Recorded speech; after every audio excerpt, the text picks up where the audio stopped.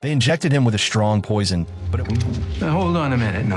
Come on. but it wasn't to kill him, but to complete the half-left robbery on that particular day. Whoa, relax. Where's our money? Welcome back to Paramount Recapped. Your review about this movie Backtrace and my editing will mean a lot to me. So, the story kicks off with two guys tossing some shovels into the back of their car before hitting the road. While they're driving, tension builds fast, and the two end up bickering over something that clearly didn't go as planned. Turns out, they're part of a group of three, McDonald, Truey, and Foster, who had just pulled off a major bank heist. They stole a whopping $20 million from Central City Bank. After the job, they hide out in a concrete plant where McDonald works, thinking it's the perfect spot to stash the cash without raising any red flags. But before they can celebrate or figure out their next move, they get ambushed by Detective Franks and his squad. The cops demand they give up the money right then and there. The trio throws over one bag, but it's only got a fraction of the total amount. That obviously doesn't sit well with the cops. The thieves insist they each took $5 million for themselves, which just cranks the tension even higher. Then all hell breaks loose, bullets start flying. The shootout turns deadly with both Truey and Foster getting taken out. In the chaos, McDonald manages to fight back and bolts into the woods nearby. One officer keeps firing at him while the others tear apart the car, looking for more cash. Deep in the forest, McDonald takes a moment to reload his gun and tries shooting back while on the move. But he doesn't get far. Franks manages to nail him in the head with his rifle. McDonald drops to the ground. Franks walks over to check if he's done, but can't find any sign of the rest of the stolen money. Since nothing else turns up, the cops pack it in and leave. After they're gone, McDonald, barely clinging to life, somehow manages to get up and limp along before passing out again. A bit later, Officer Sykes shows up with his own team to inspect the aftermath. Inside the criminal's car, they dig up some IDs and confirm who the suspects were. Turns out, Truey used to work security at that same bank they robbed. Meanwhile, McDonald is discovered alive, though barely. Paramedics rush him into an ambulance. He's in a coma and barely hanging on. Sykes steps in and says that when, or if, McDonald wakes up, he's the only one who's going to question him. No one else. Around this time, the story hits the news. A local TV channel, 6 News, runs a breaking segment all about the robbery and the shootout. They even air a press conference where Captain Stove from the Metro Police talks to the public. Captain Glover adds more info, like how Truey was working at the bank on a contract basis. He also mentions the cops are now coordinating with the FBI and tells the public to hold off on making any wild assumptions until everything's confirmed. Fast forward 7 years. McDonald is still alive, but his brain's basically wiped clean.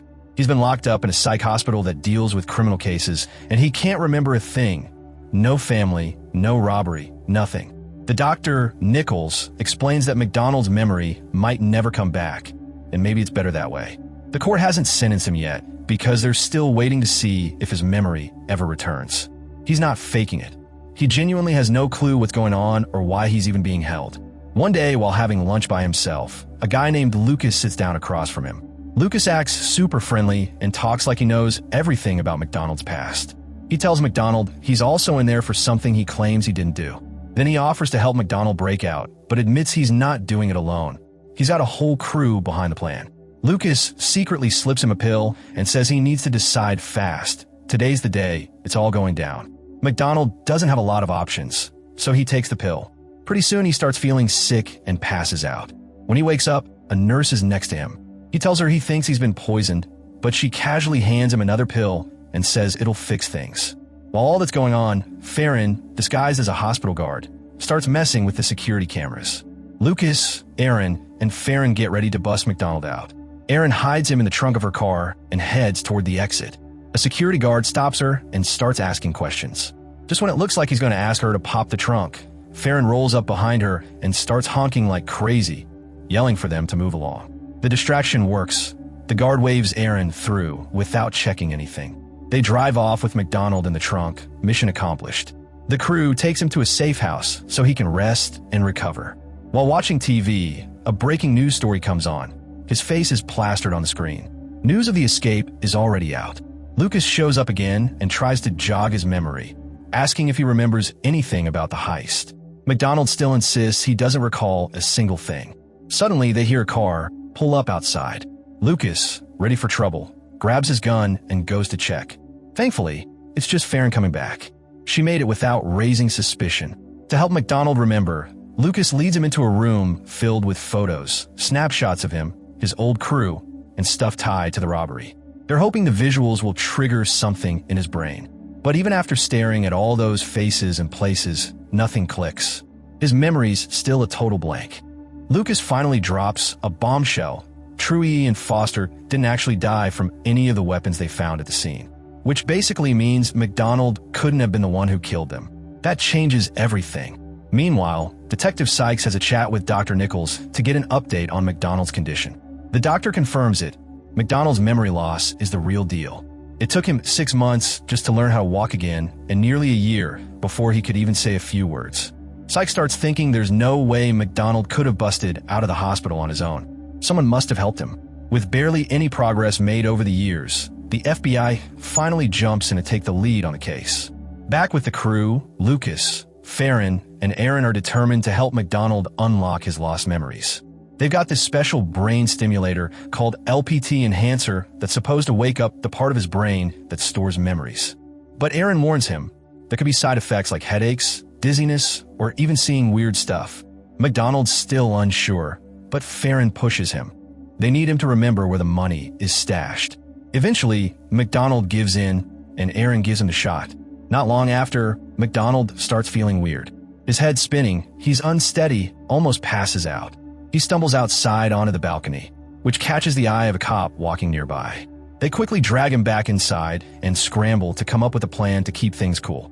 Lucas and Aaron pretend they're just some random people checking out houses to buy, while Farron stays behind with McDonald.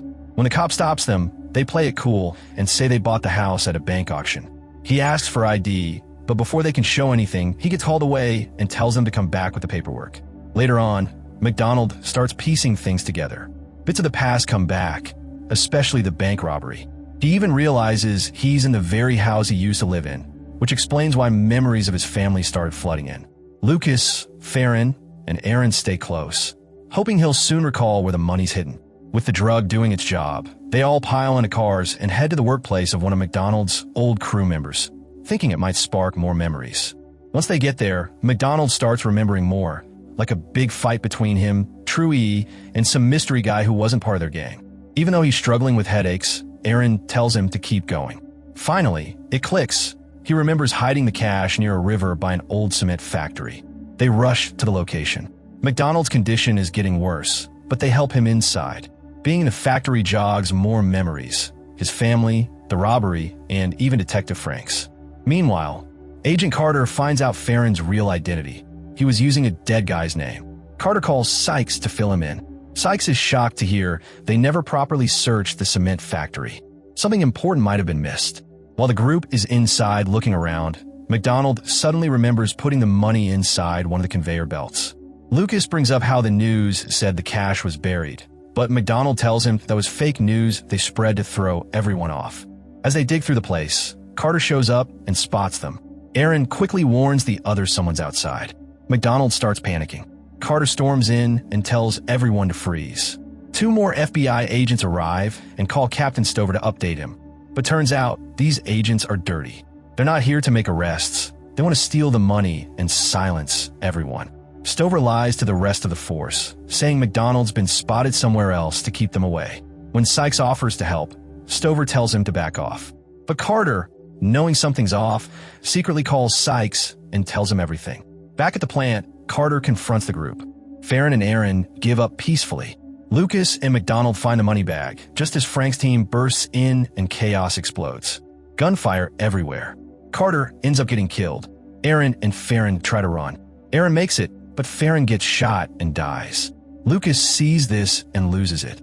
He grabs a weapon and just unloads on Frank's guys, taking them out in a rage. McDonald is devastated.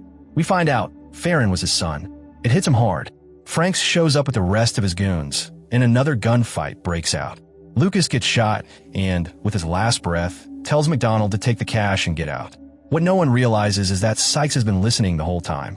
Through the call with Carter, he hears everything, even Frank's confessing. Turns out, Frank had been behind the robbery all along. He planned to kill off everyone and take the money for himself. But hiding the loot ruined his setup. Psych shows up at the factory just in time and wipes out the rest of Frank's crew. Meanwhile, McDonald fills the money bag with metal scraps to use as a shield, grabs a gun, and tries to shoot Franks, but misses. Right then, Sykes appears and fires multiple shots, finally putting Franks down for good. When the dust settles, Sykes gives McDonald a chance to vanish, this time with the money in hand. If you like this video, hit that like button, and if not, maybe press dislike twice just to be sure. But really, you should watch the whole movie. Thanks a lot for watching, and don't forget to subscribe for more videos like this.